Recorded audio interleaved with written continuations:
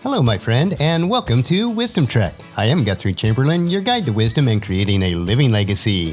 Thank you for joining us for our 5-day-per-week wisdom and legacy building podcast. This is day 438 of our trek, and today is Philosophy Friday.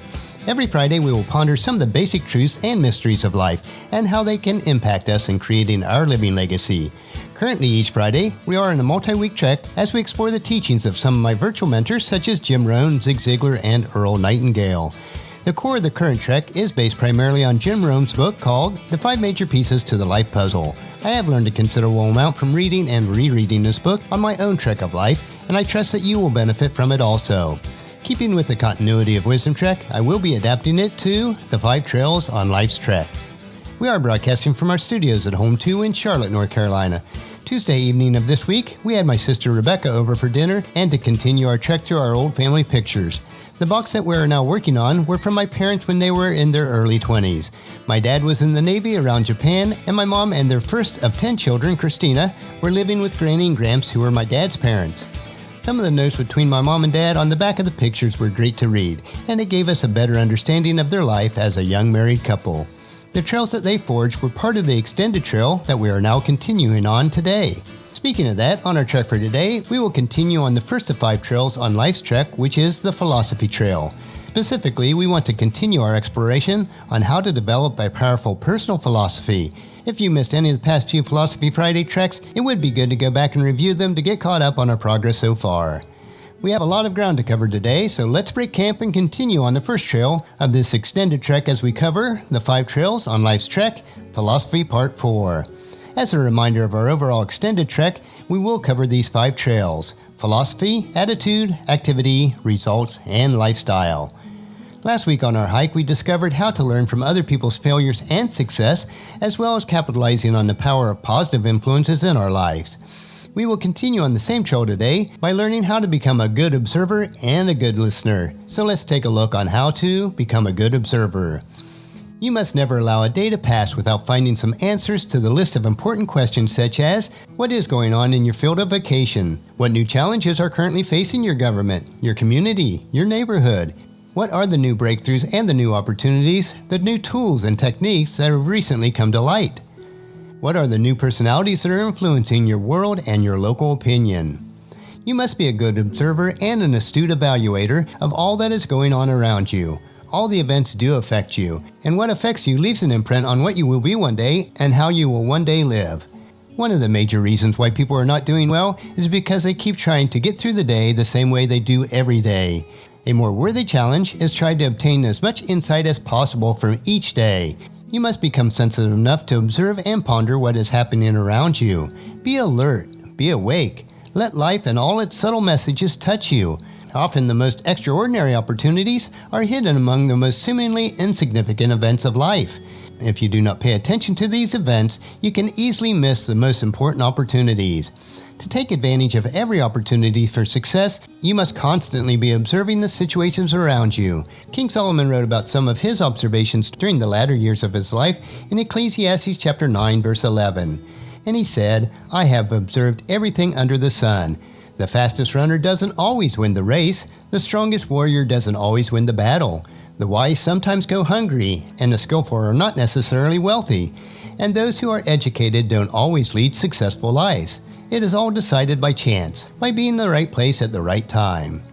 While I understand that Solomon was the wisest person to ever live, I also know that you can greatly influence your chance of success through the astute power of observation. Next on our trail, we need to become a good listener. It is challenging today to be a good listener. There are so many voices that cry out for our attention, each with its own special message and each with its own special appeal. One of the best ways to deal with this important challenge is to develop the skill of selective listening. You know, the type that your children have when they are growing up, and many people maintain through adulthood. We have all sorts of devices and opportunities shouting in our minds. We need to learn the fine art of listening only to what is most important. I realize with the streaming music, podcast, and video feeds of today, it is a bit different, but follow along in this example to grasp the concept that I want to get across today. Selective listening is like tuning of a radio or channel surfing on TV to find a station that most appeals to you. As you advance through the channels, you listen or watch for a few seconds, and then you either keep searching or you stop at a particular station depending on what you have just heard or seen. It is the same way with many aspects of life. When a voice calls out for your attention, you must pause for a few moments to ponder the message. If the message is shallow or ignorant and does not advance you toward your primary purpose in life, then you must discipline yourself to move on. You must touch the scan switch and move on to the next voice so that the ignorant and shallow messages do not affect you. Everything that you hear or see is being recorded in your mental computers and forming a new connection in your brain. You might listen to some of the voices for a time out of curiosity, but if that voice is not leading you toward the achievement of your goals, then you must exercise great caution on how long that you'll listen to them. Only when you have found a source of valuable information should you allow the message to touch you so that it might add value to your lives, to what you already are or are becoming. We are all leaders in some aspects of life, and one of the greatest attributes of leadership is effective communication.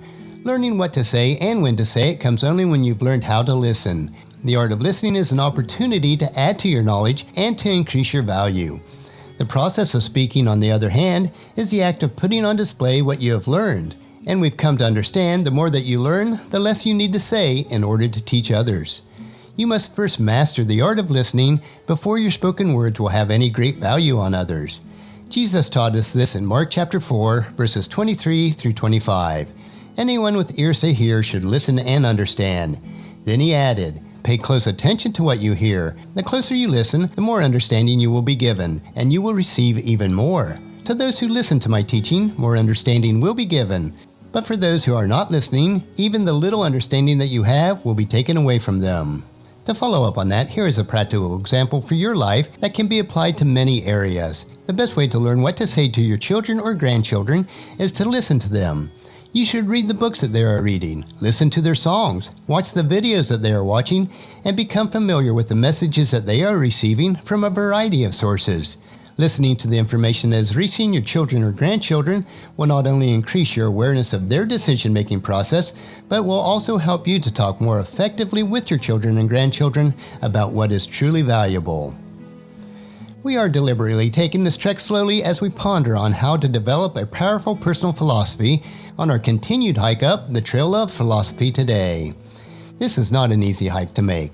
It requires absorbing new information that may be challenging your current philosophy. It will require you becoming a good observer and a good listener.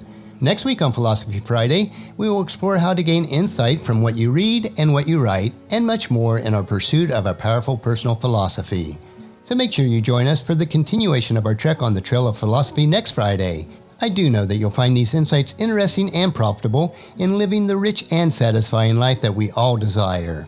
Our next trek will be Motivation Monday, where we will explore more trails on how to get and stay motivated to bring value into your world. So encourage your family and friends to join us, and then come along with us on Monday for another day of Wisdom Trek, Creating a Legacy. That will finish our trek for today. Just as you enjoy these daily doses of wisdom, we ask you to help us to grow Wisdom Trek by sharing it with your family and friends through email, Facebook, Twitter, or in person when you meet with them, and invite them to come along with us on our trek each day. If you'd like to listen to any of the past daily treks, they are available at wisdom-trek.com. And don't forget to subscribe to Wisdom Trek so that each day will be downloaded to you automatically. And I would also appreciate it if you'd rate and review us on iTunes or Google Play so that others will find out about us and join us on our Wisdom Trek each day. The journal for today's trek is available at wisdom-trek.com. Thank you so much for allowing me to be your guide, your mentor, but most importantly, I am your friend as I serve you through the Wisdom Trek podcast and journal each day.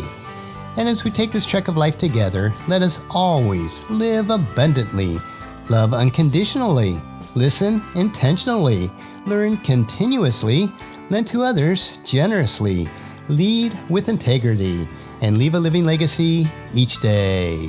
This is Guthrie Chamberlain reminding you to keep moving forward, enjoy your journey, and then create a great day every day. See you on Monday.